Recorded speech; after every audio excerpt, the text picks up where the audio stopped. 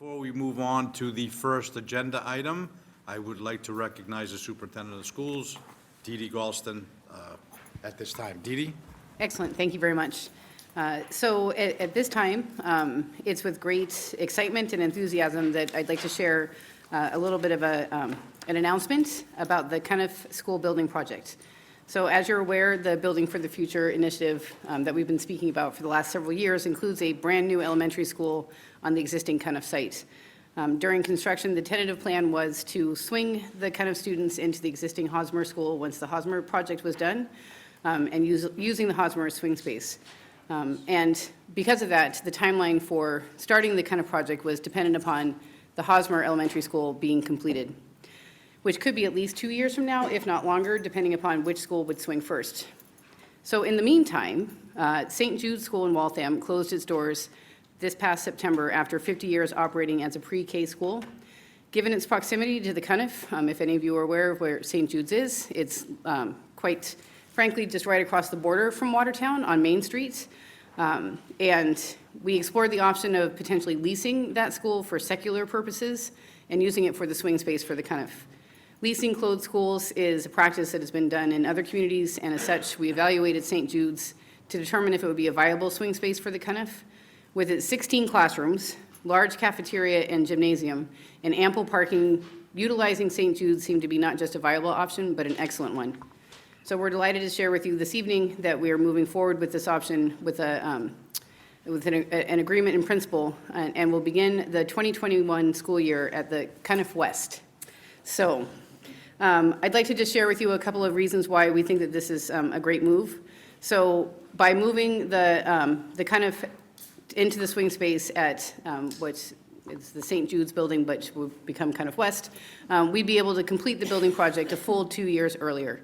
And that's a minimum of 2 years earlier. It could even be if it was 3 years. So this is probably the best benefit of all, that our children are going to be able to have a brand-new building in less than 2 years. So the Cuniff, as we just said, the Cuniff West would have 16 classrooms, and our current Cuniff has 15, and we think that maybe even next year it might go down to 14. So there's plenty of space for us to run our current and existing program at the Cuniff at the new location at St. Jude's. So it's very close. The St. Jude's building, which would be the Cuniff West, is only 1.1 miles away from the existing Cuniff, whereas if we were to swing into the Hosmer, that would be a 2-mile distance. And as we've talked about before, swinging into the Z with a school of 300 students along with the 560 that would be at the Hosmer are a lot of small children in one building space. So we know that that has ramifications in terms of parking and traffic and drop-off, and we think that by utilizing this option, we're going to mitigate a lot of those issues in terms of using the Hosmer with 2 schools in it. It's obviously, because of escalation, it's a cost savings, potentially, upwards of over $1 million, if not more. We'll be able to offer the same programming as currently provided at the Cuniff, including extended day and before school care. So there should be no difference between what people are able to access in the new building. And as a school, St. Jude's was fully operational up until September 2019. So it won't take much to get it prepared to be the Cuniff West. And some of those improvements might include sprucing up the facility, maybe laying down different flooring options, and ensuring that the technology is up to the standards that we have within our schools today. So the other benefit is that it has play space outside, and there is ample gym and cafeteria space. It's all together in one area to make sure that we have programming appropriate for the students. And if we anticipate that we'll be busing, and busing drop-off and pickup will be very easy as well. And then the one thing that certainly I think led to a round of applause from the Cuniff staff was that there's ample parking. So, and I know this is probably a pretty big surprise to people. This is something that has been, thoroughly investigated and, carefully undertaken. And it wasn't even until yesterday that we were able to share this news in public with the community in terms of finalizing what we needed to. And at this point in time, we're just so excited for this opportunity for the Cuniff families, and actually all of Watertown, because this means that all of our projects will just run smoother and be more efficient and effective throughout. Thank you. I just want to add my thanks to everyone involved in these negotiations, including the Archdiocese of Boston. It was, took a little time, and I do want to notify and the community that the school building committee was made aware of this in executive session, the school committee was made aware of this in executive session, and the town council was also made aware of this in executive session, because we wanted to make sure that everybody was on the same page, and I don't want to speak for anyone but myself, and I feel that everybody was fully supportive of the concept, and I think the most important part of what the superintendent said is that we're going to be able to get into these schools so much earlier than we would have if we did it, and there's so much less disruption to the neighborhoods that these buildings are being constructed in. So there are a lot of benefits. There are going to be challenges. I'm going to say it. I keep saying this. There are going to be challenges. We're going to get over them. We work together, and we'll be able to, this is going to help us a lot. So thank you. Yes. Now, Scott, sorry for deviating a little bit.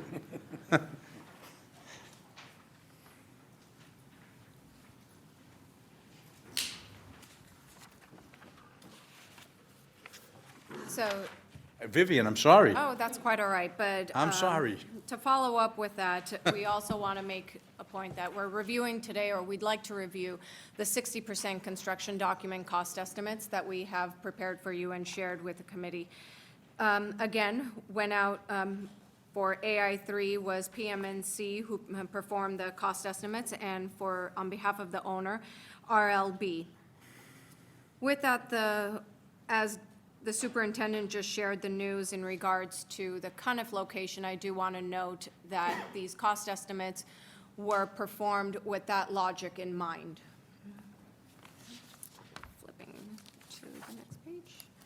We could quickly run through PMNC's cost estimate, and I won't go through every line, but the bottom line, where for Hosmer, based off of the trade cost, designer, and estimating contingency, escalation, all of the insurances and overheads. For Hosmer, there's a total of 61 million. For Cuniff, a little over 35 million, and Lowell at a little over 35 million. For all three projects coming in at slightly above 131 million. Again, bear in mind that our total project budget that we are carrying is 136 million.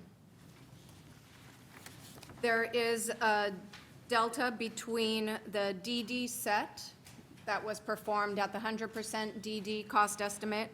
PMNC had estimated the project to be at 134.4 million. With the new concept of doing Cuniff and Hosmer concurrently, there is a little bit of cost savings for escalation, and the project is total at a little over 131 million. So already we could see some cost savings. Could go into the next. RLB, we shared the same information with RLB. For Hosmer, they anticipate the project coming in close to 64 million. Cuniff at slightly above 36 million, and Lowell almost 35 million. Again, their total for three projects is 137.8, I'll say, rounding up. Where at the DD phase, at the 100% DD cost estimate, they were at 137.6. So there's still a little bit of cost, you could recognize cost savings from doing the projects concurrently, and still within our overall total project budget of 136 million. Within the 60% construction documents, we also, recognizing both of these, just a quick comparison where the deltas are between the two cost estimators.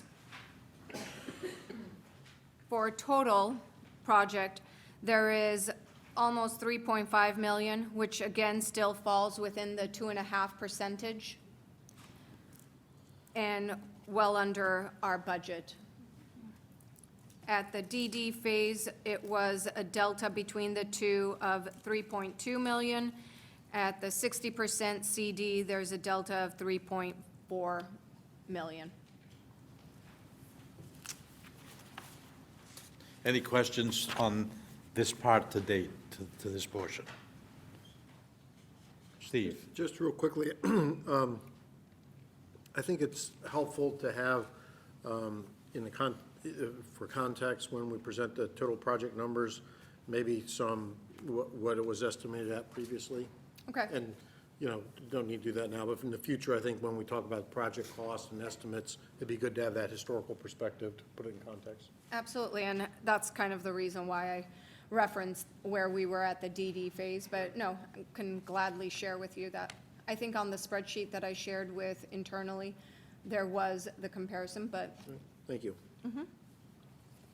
Any, Lindsay? So this is for the construction part, right? Not including soft cost part? correct. Okay, thanks. John? Well, just to that point, I think, yeah, this is the document from November 6th, is if I look at that comparison. So it looks like both of these are about 3 million less, roughly, is what it looks like. Yes. From the 60%, from the 100% DD phase to the To this. 60% CD phase, yes. Right, they were kind of in that ballpark. Yes. Kelly? Just two questions. If you can just take us through what that 3 million delta, like, high level equated to in any design changes? And then also, I think just so that we can get a big picture, what are we estimating our bottom line with all costs now, taking into account the estimate for construction? I don't know if I completely understood your second question, but to answer your first one first. And majority of the cost savings, there is no design change. Instead, it was more to do with the less escalation necessary, because the escalation was the primary factor for those two estimates on what was driving the cost, since Cuniff this is assuming that Cuniff will be going concurrently with Hosmer. So that is the savings you're recognizing.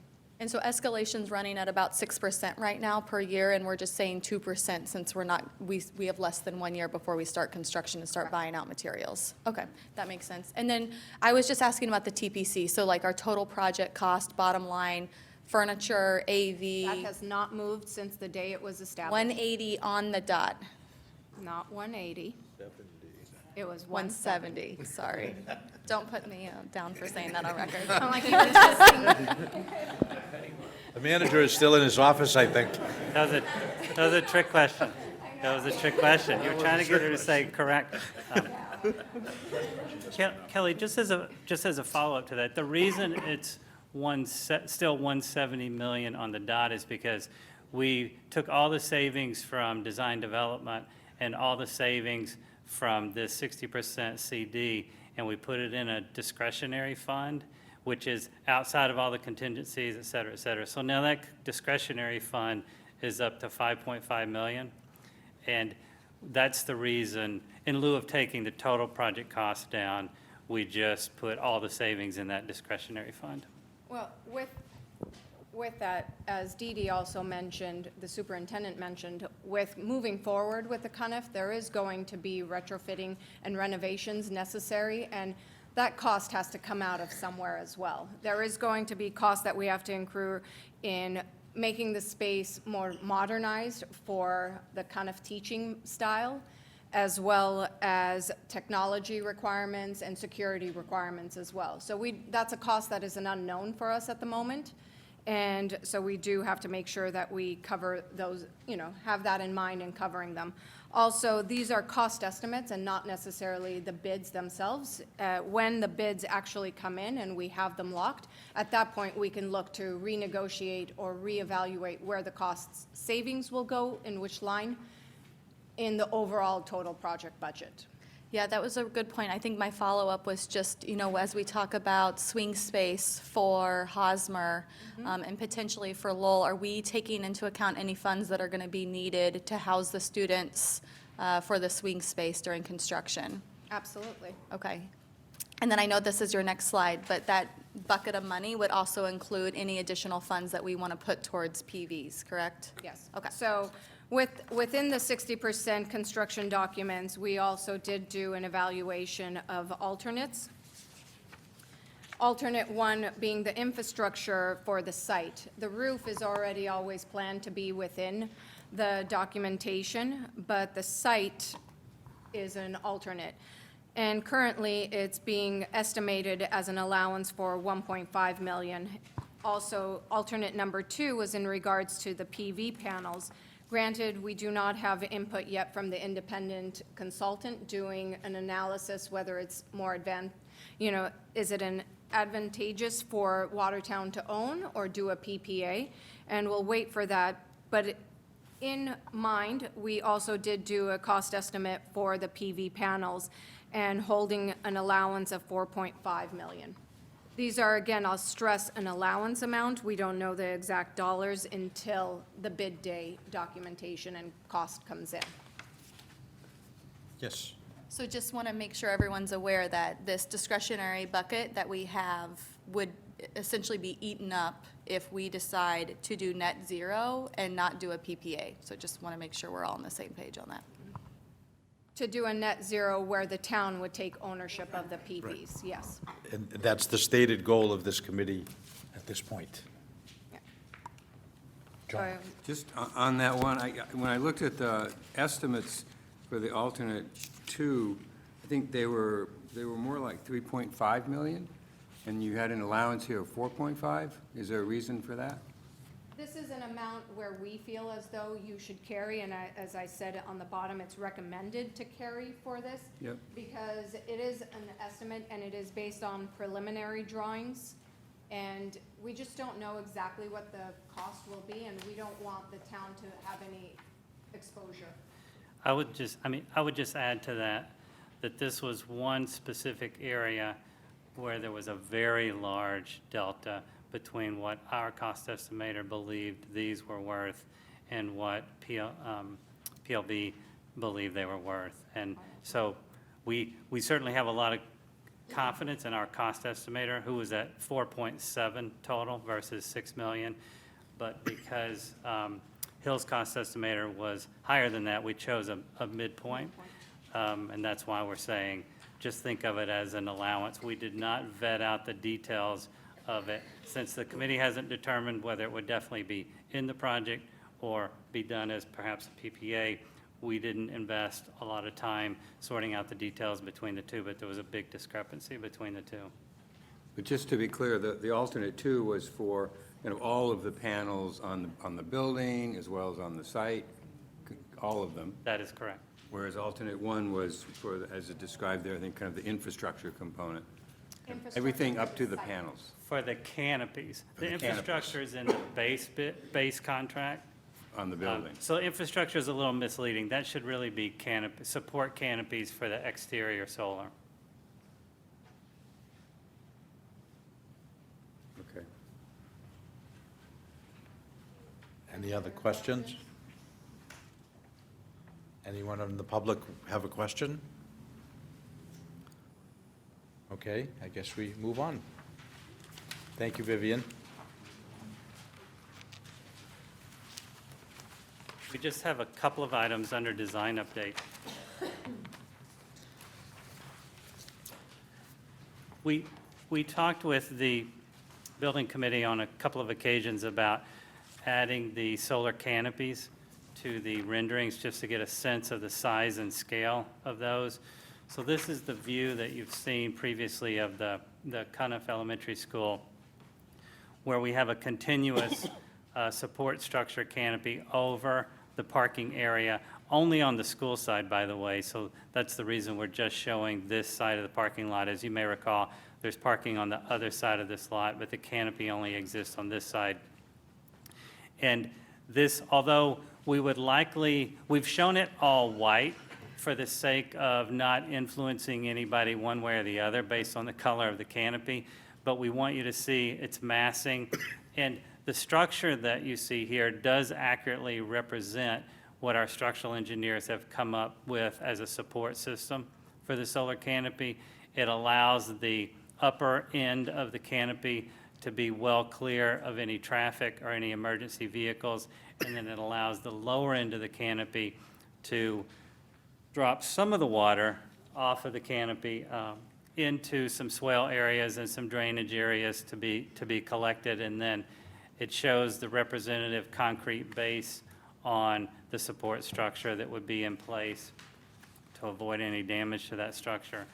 It's our intent not to make these canopies waterproof, so there would be some water that ultimately gets shed between some panel areas and joints, but a lot of water would shed off of those. But we're just trying to give you a sense of size and scale of those canopies. And then we have made a slight adjustment to the Cunniff rendering in that we talked about possibly choosing a slightly different color palette for the Cunniff. And although it's subtle, the Cunniff is represented with a slightly darker wood panel color, for example, in this rendering.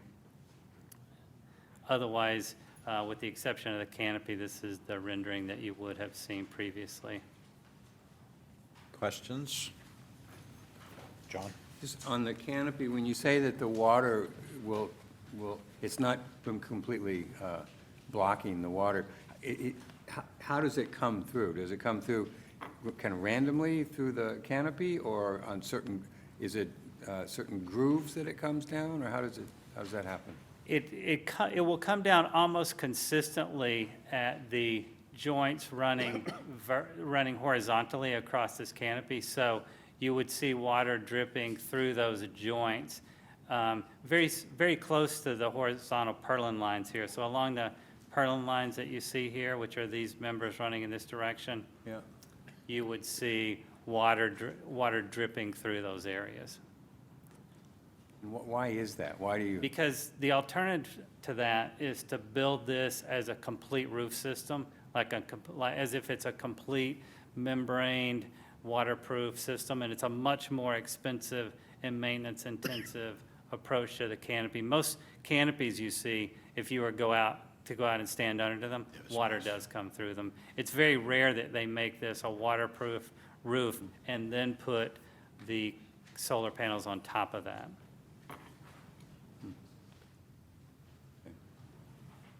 Any other questions on this? Yes, Lindsay? One of the things that, this is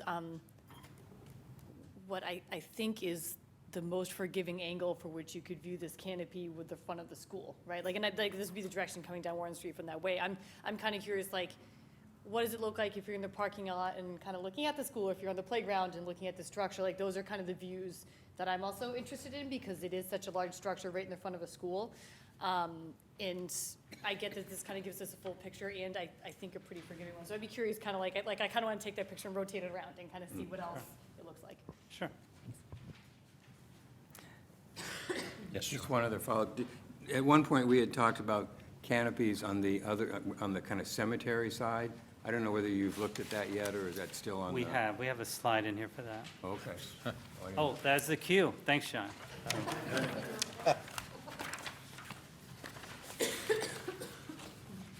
The last time we talked about the kind of site, we were showing all of the solar panels that you see in the light blue color here. Does it show up? Yeah, it shows up as light blue on screen. So you see the roof panels in this location. There were 550 individual panels on the roof area, including each one of these sections. And then we had the parking lot canopy that we were just looking at that included 300 panels. And we had indicated that we would be looking for more area potentially to place panels on both the building and the site. And so we believe using a slightly different ballasted system on this particular roof area, because it's got a slight slope to it, we could provide an additional 70 panels in this location. We could provide not on a really super high canopy like the one that we saw in the parking lot, but on a ground-mounted canopy, because this is a slope going up the hill beyond a retaining wall that is the boundary of the parking and service area. So this line right here represents a retaining wall that's along that service and parking area. And then at the top of that wall, clearly it turns back to grass, and there's a slope up to the property line. So what we're proposing is, because that wouldn't really be an area that would be accessible for students anyway. We're proposing that in that area we could potentially do lower ground mounted, much like you would see along the highway on a field array that's mounted closer to the ground. A canopy system in that location of about 126 panels. And then on the cemetery side of the building, keeping in mind that we've got a walkway, potentially a drive coming through here, we would do the higher canopy. In order to do a higher canopy in that location, there are a couple of smaller trees that would have to be removed that are right on the property line to get that kind of canopy in, but we could potentially get an additional 154 panels in that location.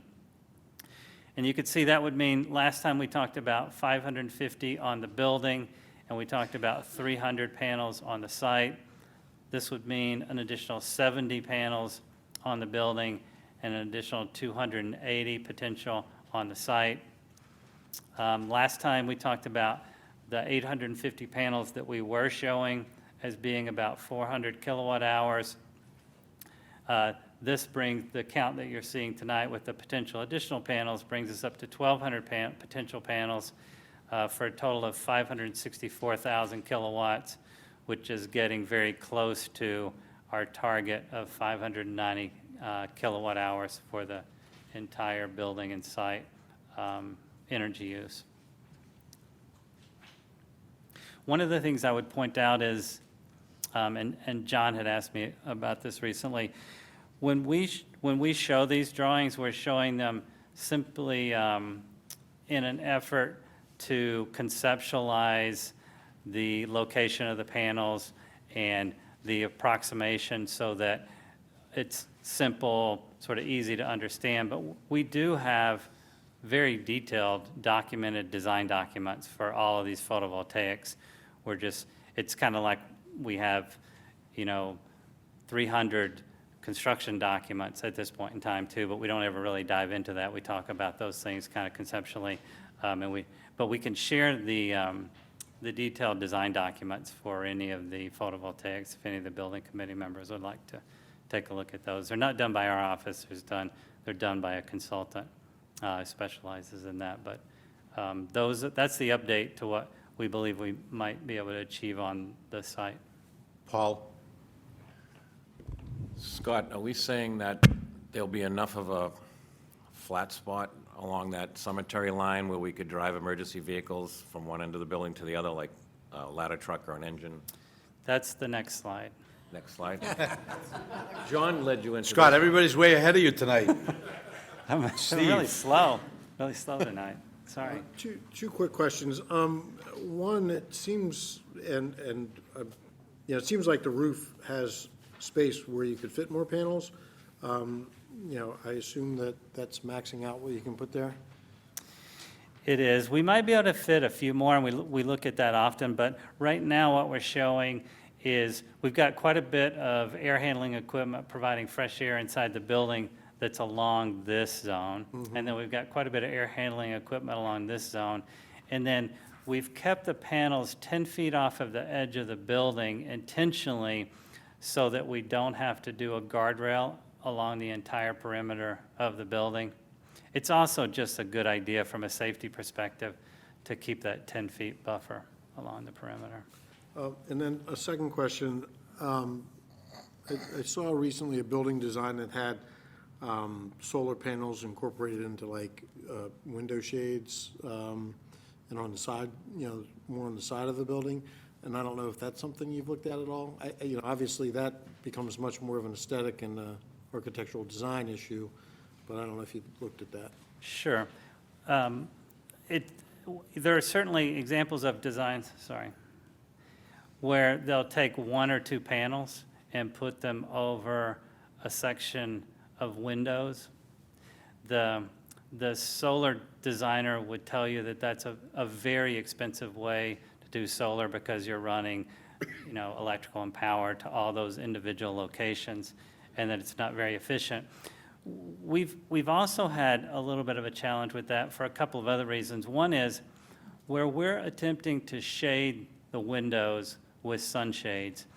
We're attempting to allow certain angles of the sun in to heat the building up at the right times based on the angle of the sunshade. When we introduce a solar panel there, you eliminate that opportunity because clearly you've got an opaque surface that's attempting to absorb all of the sun. And then the other challenge is, even with the solar shades, we have to be super careful in New England with regard to snow loading, because we have had solar panels and solar shades that were utilized above a window get a significant snow drift on them and literally snap off. And so over time, and it's not just others, other architects have experienced the same thing. So over time, the design for them has been modified a lot to try to compensate for that. But ultimately, the small amount and number that we could get there for the high cost, we would continue to look for more ground-mounted area or try to squeeze out a little bit more on the roof as the most efficient way to get to net zero for the Cuniff site. Thank you. Kelly? I just want to confirm, you did shade studies and modeled all of this to confirm that the kilowatts that we're showing will be gained, correct? Yeah, we didn't do it. Actually, Zapotec is the company that did it. But yes, they did shading models for the entire site, recommended the locations. We've gone back and forth and adjusted based on their recommendations. Not every single panel on the site is equal in efficiency because of, what you describe as they model the site. Certain areas are slightly better than others. But they have confirmed that all of these represent a good value and a good investment based on the amount of solar exposure they would get year-round. Okay, because I was just eyeballing it, which I know doesn't say a lot. And it just looks like, several of them are going to be in decent shade at some point. And so before we discuss spending an additional, $2 to $4 million, it just would make sense to really, I know we want to achieve net zero, but at what cost? And, putting the infrastructure of some of these parking canopies, it would be nice to know, how much are we actually getting out of those? And is it worth, is that return worth the cost that we're putting into them? Sure. It's a little misleading because we've shown a shadow line on this canopy itself, but this particular canopy, I would point out, stays 90% in sun year-round. The trees here, even being conservative about the foliage on them, the trees here just catch the edge of it in certain seasons. But everything that we're showing here now, we feel pretty good about. We tested some areas on this side of the building. We tested a little bit more roof area here. Those were looking fairly inefficient in terms of the year-round solar gain. So we'll continue to look, but your point is certainly well taken. Any other comments on this section? Continue on, Scott, please. A couple of weeks ago, we had another follow-up meeting with police and fire to just discuss safety and security issues surrounding the site and the building. And one of the things that came up at the Cuniff was the fire department's desire, and this is a partial site plan, so this is that back corner of the Cuniff. This is the cemetery property line along here, and this is the very back corner of the site.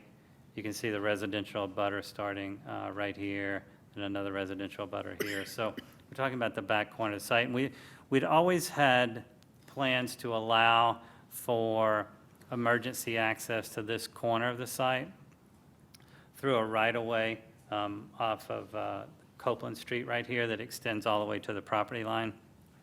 Much like the existing building on the site now, you can come up to the corner, but it's challenging to get any further. But the fire department asked us to take a look at extending this drive to at least the midpoint of the three-story academic wing in this location. So in taking a look at that, this is showing that if we did in fact widen that surface. And we're showing that it would, in the next slide, we'll show how we widen it, because it's not all pavement. But we're showing that if we did in fact widen that access path, that we likely could get close to the midpoint of the three-story academic wing with at least a 12-foot wide pathway. So you can see what we're showing is that the actual paved area would always be 8 feet, but we've combined that with some impervious pavers to try to get that consistently 12 feet total of pervious area that would be hard surface. So you can see that it's showing in the sections the 8-foot wide paved area, but then we're also showing a section that would be pervious pavers, and that's the dotted area to make it a little bit wider, hard surface for an emergency vehicle to be able to get down to that point.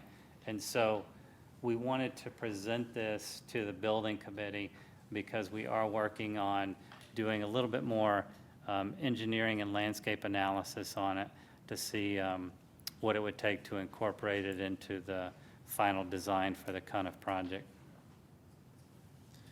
Questions on this? Leo?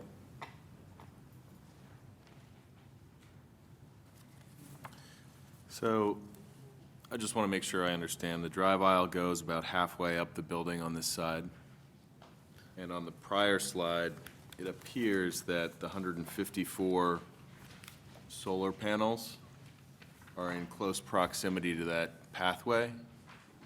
That is correct. Is there a potential conflict there, or do we need to be aware of that? No, we've designed all of those canopies, even the ones in the parking area, to have a height that would clear those vehicles. So in this case, the canopy support would sit very near the property line, which is up slightly higher than the drive itself, and would project out over the height required for that. Okay, so just so I'm clear, the emergency vehicles that are accessing this area are able to be overhung. They don't need clear area above, or the panels are set at a height that basically allows for that clear area above? The panels are set, we're still designing and engineering this, the exact elevation of the roadway versus the edge of the property line. But our goal would be to set those panels at a height that they would not interfere with a ladder operation moving towards the building from a ladder truck. Thank you. Steve, and then Laura. One real quick question, is there a reason why you would keep a paved path and do pavers as opposed to just doing the whole thing in pavers, or the whole thing in a pavement, one or the other?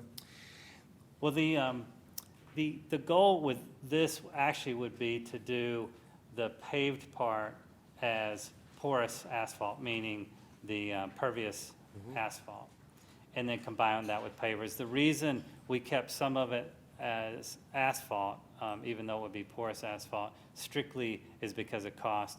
We're already increasing the cost associated with the grading and rebuilding that as a much stronger roadway and access path based on the subsurface. And then we're adding the pervious pavers to get between 12 and 16 feet of width to that roadway. And so to avoid any further additional costs, we had just gone with the porous pavement there in lieu of making it all the pervious pavers. And I think that makes sense, but I would also think if from a cost savings perspective, it would be much cheaper to push the sidewalk to one side and have pavers on one side, as opposed to having a lot of curvilinear cuts and adjustments to the pavers to fit into, very odd shapes on either side of it. Sure. Part of that curvature is trying to take advantage of the grade without manipulating it too much. And we could certainly take a look at going all pavers there. The pavers are a little bit more, if the maintenance of this was going to be snow blower running down this path or small snow machine running down this path. It's a little bit easier with the porous pavement than it is with the pervious pavers, but either, we're happy to take a look at it in any capacity either way. Thank you. Laurie? And that was going to be my question, is snow. If we're keeping this for emergency vehicles, this is going to have to always be cleared. There is no way for DPW to go through and push snow somewhere and turn around and come back. Maintaining this area right now is an extreme nightmare because of the elevations. I worry about how the town is planning on keeping this an emergency access.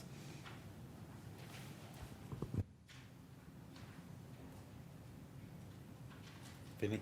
Yeah, so, thank you.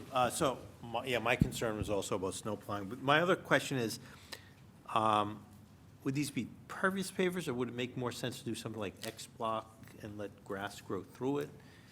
Yeah, it's a gravel block, so I think what they are proposing is the X block is one manufacturer of those, but I think that's what they're proposing as a paver.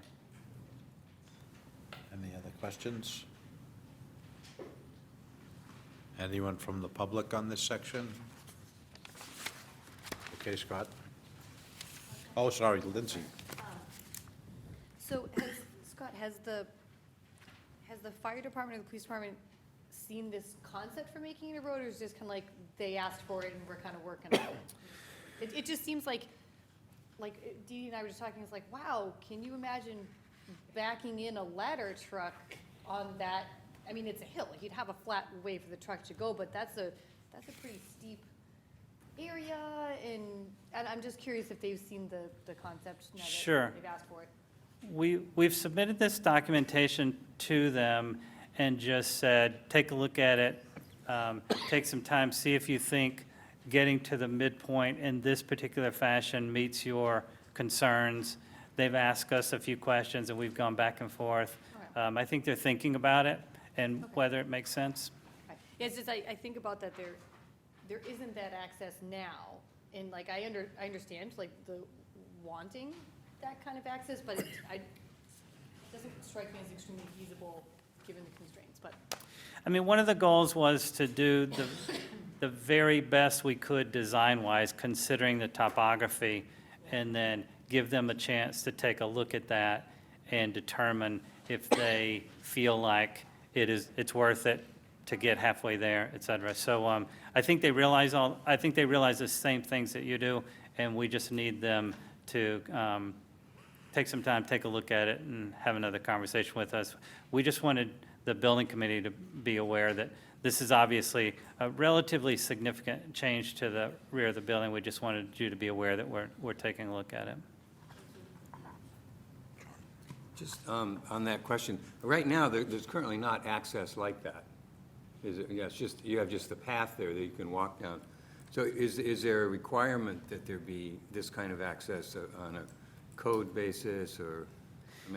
It's, that kind of thing is really at the discretion of the safety officials. That's the reason we chat with them. We made a lot of minor adjustments to the building and site based on those conversations, none of which are really worth highlighting because it was great input. This is just something where we always knew we had this challenge on the site, and so we talked with them about it. They said it might be a concern, and so we were they wanted us to demonstrate, what would be possible so that they could take a look at it. Vinnie? Just to follow up on what John and Lindsay said. So first of all, the trucks would drive in head first, and then when they were all done, they could take their time backing out. So, but the emergency, so all your pictures are drawn backwards because it shows the truck facing the wrong way. But the other thing, the more important thing, is as we build buildings with solar panels on the roof, you got to understand that one of the primary firefighters love to get up on the roofs and walk around and figure out what to do. Once you start putting solar panels on the roof, they lose the ability to walk around on the roof. and it's really important to be able to get a ladder truck around the building on all the sides, because you just can't put up a ladder on on the parking lot side to the roof and then walk across to the other side. It becomes a lot more critical. So I understand the desire to have access in the back of the building that they didn't have before. And it just, the reality is, it becomes much more complicated fighting a fire in a building that has solar panels on the roof, because you just can't walk on them, especially if there's snow and stuff on the roof. So that's why I think they're being prudent to Oh, I plan agree, that. absolutely. They may never, ever have to drive it down there, but they need to be able to if there's an actually an emergency. I understand the ask, I'm just Yeah. curious what the feedback was after seeing it, that's all. Yeah. Any other questions on this? Leo? I just have two general design questions. Would it impact the playground too much to have a drive aisle continuous along the graveyard side, all the way up to Warren Street? Yeah, I mean, it would probably, it'd probably eliminate that playground from a practical standpoint. Just wanted to know. As far as the grading is concerned, I see that there's elevation tags and a 3.3% slope in section CC. I mean, how much grade change are we talking here? The point is that, is there a way to grade out this backside so that it's generally more flat, right? I know you have a sill height that you need to maintain, obviously, but you can build the building to an extent into the side of a bermed condition, right? Is there a way to make the section CC less extreme? I don't know the drainage condition here, but I'm just saying generally more flat, and then grade it more towards the playground so that it's a little bit easier access for, all the emergency personnel. That would be, I mean, I see the drive aisle, right? The drive aisle's pretty fixed, but I, could imagine that some firefighters or other people standing on a graded condition right next to it would be challenging. Sure. We do what you're describing as long as we're along the gymnasium wall, meaning starting right here, we don't have much of a drop between the drive and the gym because we can bury the gymnasium. When we get right to this corner, we're exposing those first floor classrooms. So to bring that grade up any higher would be bringing it up on that exterior wall of those first floor classrooms. And we were just trying to avoid that kind of condition. Okay, so you're already maxing out the potential grading close to the sill height on that side so that it's as flat and even as possible? Right. Okay, I understand better now. Thank you. Is there, last question, is there any emergency egress? I see where the door is to the north side, but is there any other emergency egress along this side? I just couldn't remember because I don't have the entire floor plan. We've just got the door that you described. Okay, great, thank you. Any other questions? Okay, move on, Scott. Peter, come on up to the microphone, please.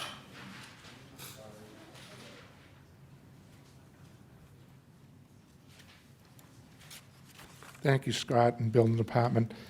I'm sorry I took a hiatus from the meetings.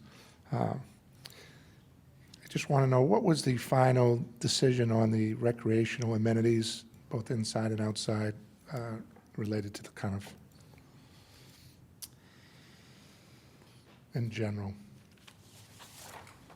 There's the playground that you see here. There's the playground that exists on the opposite side. There's the half basketball court that exists on the opposite side of the building. And then there's the green space in front of the building that we've been showing the T-ball layout on the green area, but we've not included a backstop for that area, but we've showed the layout of the T-ball field on the green space. Okay, so the half basketball court, like, what's the length and width? It's just half for regulation, Yeah, it's Give or not, take. it's probably more like, when I say half, it only includes one goal. It's not a square area because of the kind of organic shape of the playground and the receiving area and a number of other things we're accommodating in that area. Okay. I don't think I have a site That's fine. plan in this, in this deck, but Go back to the it's, solar panel, it has it. it's more of a, Yeah, that one has it. yeah, you can sort of, yeah. That's a little cartoonish, but in general, that represents what's going on there for the basketball court. Okay, great. And last questions, what did you finally decide on the gym size indoors? Do you have a size?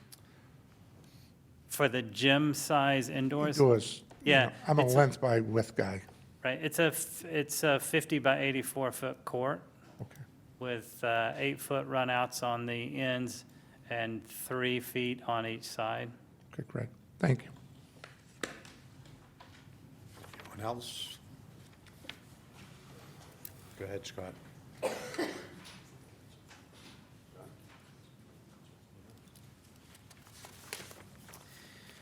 We also have a couple of exterior renderings on the Hosmer that represent a couple of things. First, they clearly show the canopies, the solar canopies that exist over the 2 parking areas directly in front of the building. We're at the playground area that's across the drop-off area from the Hosmer, and you can see the size and scale of those and proximity to the building. And then we've moved to the pre-K entry, where we're looking back at the 2 canopies that are over those 2 parking areas. You may recall canopies over this slightly curving roadway are broken into 2 canopies, this one and then the one you see in the foreground. Same design as the Cuniff. To Lindsay's point earlier, we could certainly show these from other locations. We've tried to get to a place where you could see the canopy well and see its structure well and see its relationship with the building, but we could obviously rotate to other locations.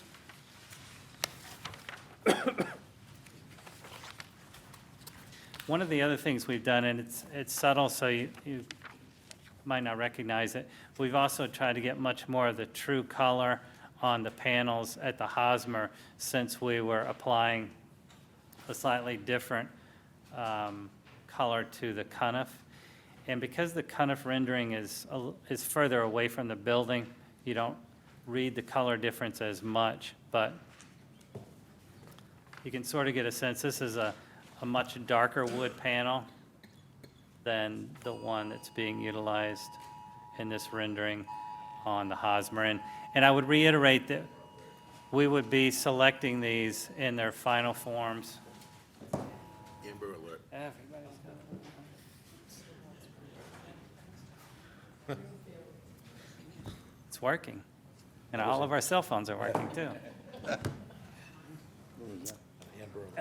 We wouldn't be selecting the final color on this until we got into construction and got submittals, and then we'd be talking specific manufacturer and color and everything with the building committee. But we just wanted to give you a sense of how those 2 tones could take slightly different directions, since we were updating the renderings to show the canopies anyway. Questions on these canopies? Lindsay? Thank you for showing different colors. I think I will be interested to kind of see how much of a different personality or tone they look like side by side, or kind of seeing like how much darker that is. Because I mean, like you said, for me, kind of wanting to see the 2 buildings look different enough that we don't feel like we're trying to match them. It doesn't feel like to me yet, but I mean, like you said, it's hard to tell from those pictures, so. Sure, and as you mentioned, it will be very helpful to see an actual sample where you can see how much differentiation there is in the color. Any other questions from the committee? Any questions from the audience? Scott and Vivian? That's our design update for the elementary schools. Do you have anything else on the elementary schools that we didn't talk about? Okay. We do not. Kelly? I have 4 questions, just like to warn you in advance. Where do we stand with LEAD for all of the projects? What are our goals for each one? For the Cuniff and the Hosmer, our goal is still lead gold. We're tracking very close to that 60 points. And we look at it weekly in terms of our update and what we're going to be able to achieve. But as we mentioned the last time we went through it in detail, we're going to be on the cusp. Okay. And then in our budgets, we're carrying documentation and everything associated with, to get those credits? We are, yes. Right. So I think that's exciting news about Cuniff. I think that's a great move, so thank you, guys. What is the status of Hosmer Swing? What are we planning? Are we still planning a partial demo of Z, Not partial demo of Z. The Z will come or down. full demo of Z? And then we've run some studies to ensure like all the kids are gonna fit in there, or I just didn't, The majority of the program is already being utilized in that existing space, So okay. there will be some functionality that will need to shift. And we've been having weekly meetings now on discussing what will be the move coordination efforts that need to happen in order to make all of this come to fruition. Okay, so no major changes there, so, okay, great. And then, at what point are we gonna start talking about construction logistics and impact on neighbors? Soon. I don't have an exact date or a timeline at the moment. We'd like to also get the contractor on board before we can have a more in-depth conversation and give more concrete information versus preliminary. When do we plan to get the contractor on board? We'll be going out to bid, Second week of March, Yeah. and then if all goes well, they would be on board a month later. More like 6 weeks later. 6 weeks later. So 2 months of pre-con before we swing hammers? Okay, and then, Construction will begin right up after school ends. yep, so in June, mid to late We June. we do have, you know, you might consider them conceptual, but we do have logistics plans on phasing that we were able to present, and a number of the butters attended the building committee meeting that night that at least shows them, you know, contractor laydown area, gates, separation between the students and the contractor and the neighbors and the contractor, and access pathways and entrance and exit and major logistical items like that. I think I remember that, like, we And- talked about playground relocation potentially. Right. and- Okay. And we could, and those will likely be the plans that we would take out to the neighborhood directly to discuss that in more detail. Okay, great. Also, those plans are going to be incorporated as part of the bid docs. Okay, all right, great. TV, Yeah, maybe. And then, that's 5. those Just were kidding. like sub-questions to primary questions, You said 4. 3A and 3B. 180 million. My last question is, can we get an updated schedule now based on the conversations we had early in the evening, just so we can get a general idea of what our new target end date is? Absolutely. Great. We will work to, you know, we're kind of, yes, we've known for a little bit, but maybe like a week or 2 in advance. So now we will go back and reevaluate not only the phasing as well as the overall project schedule. I'm looking at Facebook right now, know, that your it's- post went out, and there's a lot of questions, so I just thought I would ask. It's super important, because now that we know that the Cuniff can go immediately, it changes a lot of things. It doesn't just accelerate the school projects, but it accelerates the completion of the entire Hosmer project for that neighborhood. All those delays and all those students we're going to bring to that site for the next 5 years, that goes away now. So I think seeing that schedule is going to be really exciting for that neighborhood, for the Cuniff, who will get into their building earlier, for the cutoff who will have their own building for a swing space, a lot of really positive things that'll happen.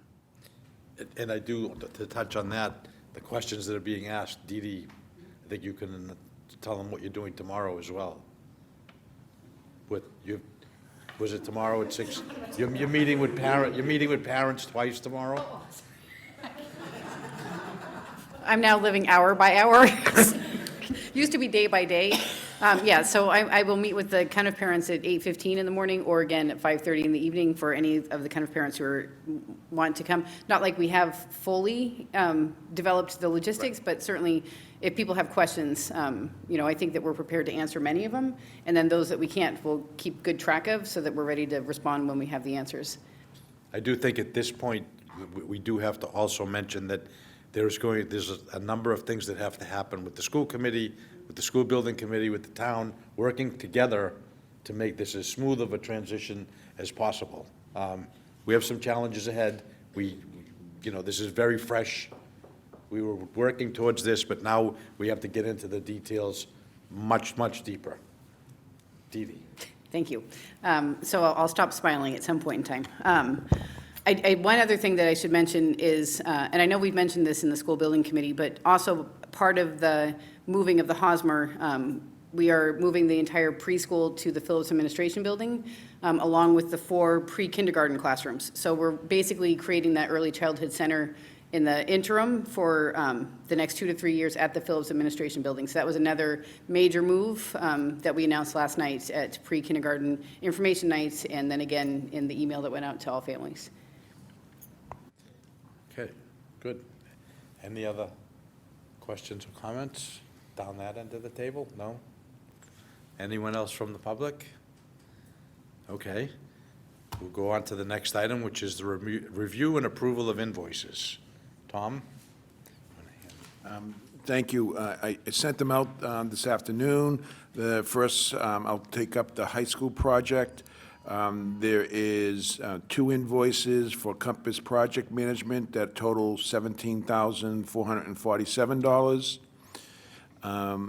Mr. Chairman, I don't know whether you want to do a vote on one or just all of them together. No, we'll do them one at a time, please. Okay, so, Can I get a motion on that invoice? Those 2 invoices. So I'll make a motion to approve the 2 invoices for Compass for the high school project totaling $17,447. Is there a second? Second. Any discussion? All those in favor? Aye. Opposed? The ayes have it. Tom, explain, please. yeah, the next invoice for, 2 invoices for the high school project is for AI3 Architects, and it's $93,268.40 for the total of the 2 invoices.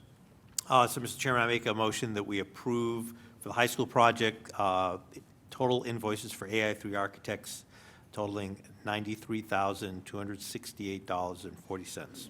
Is there a second? Second. Any discussion? All those in favor? Aye. Aye. Opposed? The ayes have it. Regarding the 3 elementary school projects, AI3 Architect, there is 5 invoices, 2 for basic, 2 for extra, and 1 for reimbursable. The total, $1,044,952.12 for the 5 invoices. So, Mr. Chairman, I make a motion that we approve the invoices for AI3 for the 3 elementary school project totaling $1,044,952.12. Is there a second? Second. Any discussion? All those in favor? Aye. Aye. Opposed? The ayes have it. And the last set of invoices for the 3 elementary school projects is for Hill International, and those 3 invoices total $62,975. Can I get a motion? Mr. Chairman, I make a motion that we approve the invoices for Hill International for the 3 elementary school project totaling $62,975. Is there a second? Second. Any discussion? All those in favor? Aye. Opposed? The ayes have it. Thank you. That's it, Tom? That's it. Okay, we'll move on to the high school update. And the first is the community forum. Dee Dee, you want to touch on that? Sure, we're very excited to have our second community forum on January 21st at the lecture hall at the high school. And at that point in time, at that community forum, we will share with you an update around the educational program, which is the work that we're engaged in right now, based upon the visioning sessions and the work of the high school staff to articulate what it is that we want to do within our high school. So we'll update the community about the status of the educational program and also the options that were presented at the school building committee meeting last week as well. So we encourage everyone to attend. I know there's a lot of interest in the high school building project, and I think that this is a great opportunity to not only hear from our architect and our OPM and the school department, but also to provide feedback and ask questions along the way. Anything else to add? John? No? Anybody? Okay. Schedule of next meetings, we're scheduled to meet after the forum on Wednesday, the 29th, here at 6 o'clock. And before I ask for anybody in the public, and I want to just take this opportunity to ask our communication subcommittee, and I think Vinnie was the chair of that, to work with Hill and Compass to get us moving better on the communication into the community and the information that's being provided on the school building website. I think it's important. We're getting to a point now where people want to know what's going on. We're developing, again, we're going to redevelop email lists so everybody can get a notice when we're going to have a meeting, and anything we can provide with documentation that we can attach to that, we're going to work on that. So I'm respectfully requesting that you convene the committee and work with Hill and Compass to move this in a direction with communication. Thank you. Anyone in the public have any comments or questions? Can I get a motion to adjourn? So moved. Is there a second? Any discussion? All those in favor? Aye. Aye, opposed? The ayes have it. Thank you. MS,